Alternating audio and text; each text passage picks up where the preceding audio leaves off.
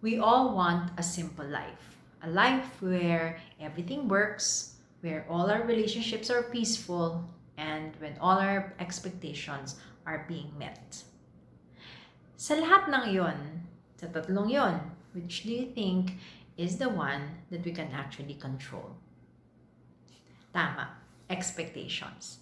That is what we're going to talk about tonight in this Forward Friday. I am Cheksai. Let's start.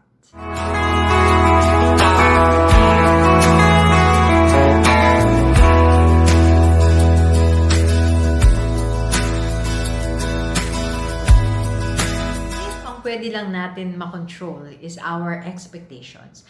Ano-ano yung mga bagay that we should manage our expectations of so that we can simplify how things are happening in our life.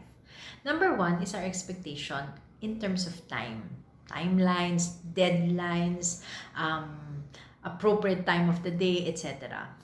When we talk about time, we can tell ourselves, hindi pa lang siguro ngayon or hindi pa ito ang tamang panahon.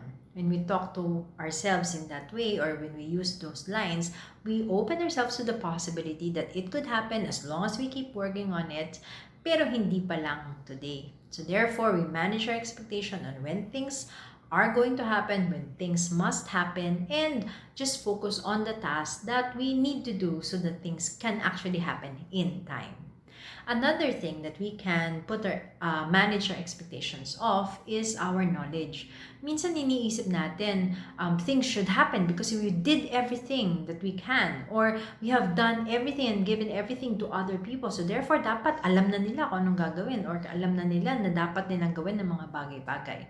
But sometimes, when we are not yet ready for the information, we're not yet ready for the knowledge or the understanding that it entails to move things forward, hindi siya nangyayari. Kaya pwede nating sabihin sa sarili natin, siguro hindi ko pa lang naiintindihan ngayon. Or, if we're going to put it in the perspective of the other person, siguro hindi pa lang nila naiintindihan ang importansya nito ngayon. Or hindi pa lang nila naiintindihan bakit ko to ginagawa sa kanila ngayon. Because it does take time for things to sink in, for people to have a complete understanding of what is happening around.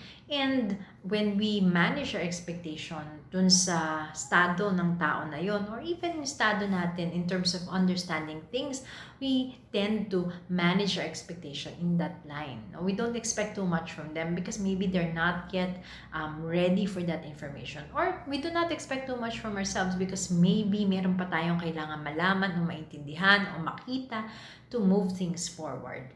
And lastly, another thing that we can manage expectations of is yung sa requirements natin.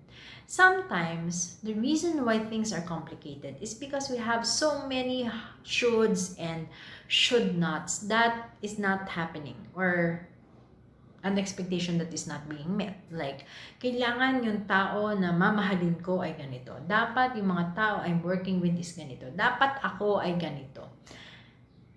Minsan we have to also pause and say, is that really all that important?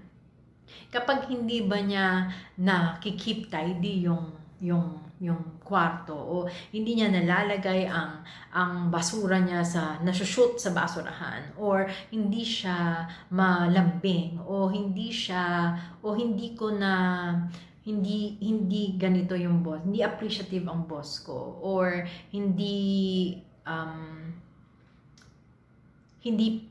ko pa natututunan tong skill na to. Will all that be something that should really stop you from being happy where you are right now? Sometimes these requirements are frivolous. Sometimes these requirements are not important or does not even, matter in the great scheme of things. But we put them there as a stumbling block, no? As a stumbling block for us to actually move past it para maging happy na tayo o para ma-meet na natin yung expectation natin. We want perfection, we want everything to be right where we expect them to be, and sometimes it just gets in the way of us actually achieving things because they're not yet perfect. So these three things. Number one, to adjust our idea of a timeline, deadline, etc. Number two, to adjust our expectation in terms of people's understanding, them and you.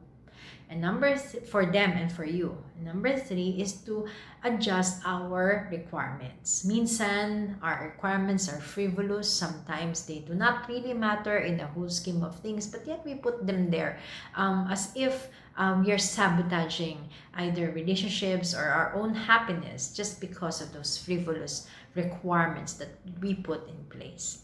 These three things, I hope, are things we can look into. What are the things that's making your life complicated, your expectations complicated, and what is keeping you from being happy because they are placed there.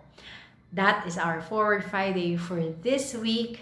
Hope you can share this video with others. See you again next week. Bye!